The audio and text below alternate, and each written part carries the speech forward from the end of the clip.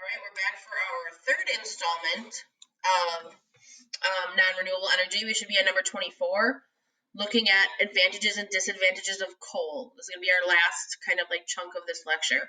So we have mentioned a few. You should write down ample supplies. It's plentiful. That's one that you should definitely write down. Medium to high net energy yield. I would say high. If you don't do full cost pricing, it's cheap. If you include the mining, remember it's mountaintop removal, and the land destruction, then all of a sudden that full cost pricing kicks in and it's not cheap anymore. So we have severe land disturbance and water pollution. The toxic fly ash, you should probably write that down, toxic fly ash. Particulates and radioactive material when burned as well. Those are usually ones that people forget, okay? So now we move on to nuclear. Nuclear is interesting. People are terrified of it. It has a really bad public opinion that goes with it. So let's talk about what it is. Look at number 25. So here's how it works. You got a neutron that hits an isotope of uranium, uranium-235. The atom splits. It gives off more neutrons, which split other atoms, giving off more neutrons, and it's a chain reaction, okay? So these light water reactors are what they're called. It's the most common. It's actually the only one I really know about, and they're kind of inefficient. Again, our task here is to create heat, to boil water, to make steam, to spin a turbine. Okay, so what they do is they take this uranium, which we saw in one of the open pit mining videos that I showed you, and they pack the ore into pellets, the pellets into fuel rods. So they put all these pellets in pipes, and they put all these rods into assemblies, and they put them in a reactor core. There is a video that you can watch that kind of shows all the parts and shows the pellets and whatnot. You can do that on your own.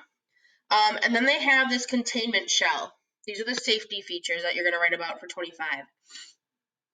You have thick steel reinforced concrete walls that surround this core.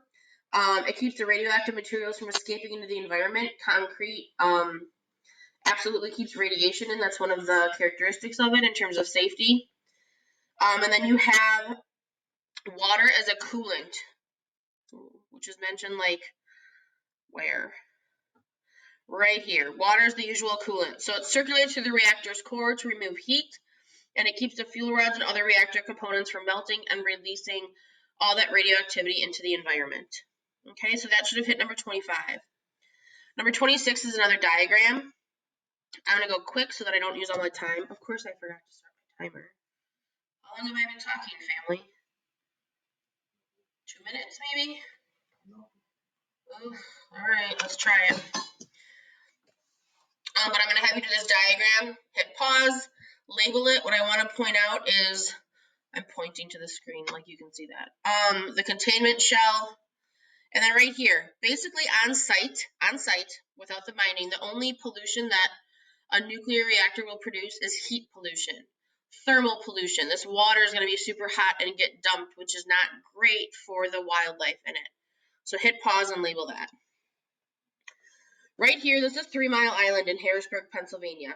Okay, so this is the biggest nuclear catastrophe in U.S. history. You may have heard of Chernobyl. You may have heard of Fukushima. That was the one that the tsunami hit. This is the biggest one in the U.S. So what happened was this is 1979. This is the year I was born. There's a systems failure. Humans misread the situation. There was a water pump that malfunctioned, so they could have fixed it. And part of one of the reactor's cores melted. Some of the radioactivity was released, actually not enough to harm local residents. They, decommissioned it.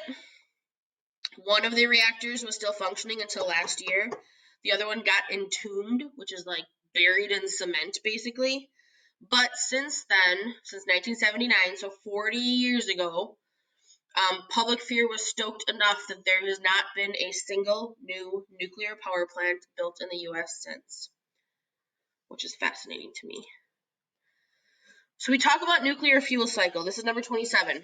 The nuclear fuel cycle is the most expensive fuel cycle process in all of our non-renewable resources, okay, because of the processing. So we mine the uranium. A lot of times it's an open pit mine. They're going to process it into a powder, pack it into pellets, put the pellets into fuel rods, and put the rods into assemblies. They use it, and then you got to store it. So like a whole other issue with nuclear is like, what do you do with the waste? What do you do with the fuel rod assemblies when they're done? What do you do with the whole reactor when it's run its course? And not only do you have to store it, you have to store it for like 10,000 years. Okay? So that should answer number 27.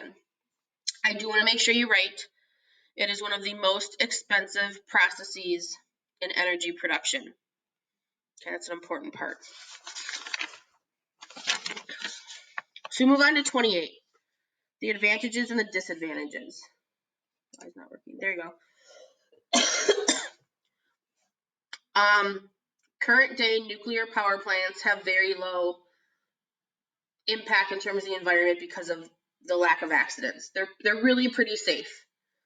Now the uranium is a lot in terms of mining, so like that kind of messes with the energy yield. It says low energy yield there. I've actually learned in multiple times that it's negative net energy yield, and that's why it's subsidized. We're releasing virtually no CO2 on site. Write that down. No carbon dioxide released on site. But another disadvantage that you should put is that it's thermal pollution. So that hot water that cools the reactor gets dumped and changes the temperature of the stream. It's pricey, the net energy yield sucks, and we don't know how to do anything. Like the waste, we're not sure what to do with it. I don't like that last disadvantage. You can skip that one. So 29 then is like, how do they deal with the waste? So the rods themselves, where the pellets are packed, those have to be replaced 3 to 4 years. Then they get put in these pools that are like super deep with water and lined with cement. There's a steel and concrete basin basically filled with water. They sit there for 3 to 4 years. Nope, they sit there for 5 years. My bad. They sit there for 5 years, and they get put above ground in these like concrete cylinders. I have pictures to show you.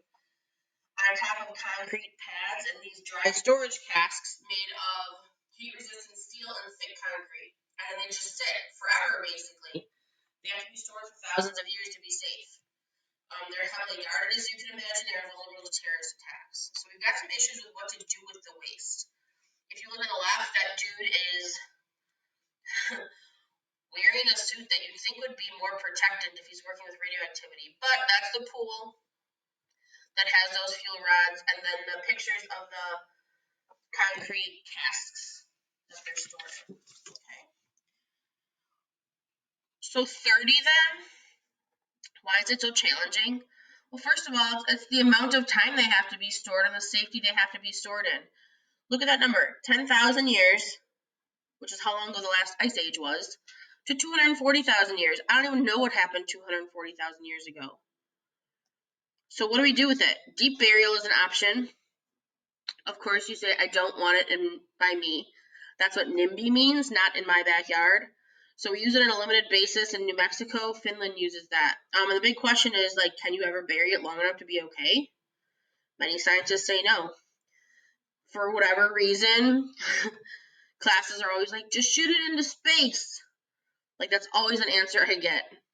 Think about what would happen if, like, the rocket blew up, or if there was an issue and you had radioactivity like raining everywhere. Like, that's just not a safe option.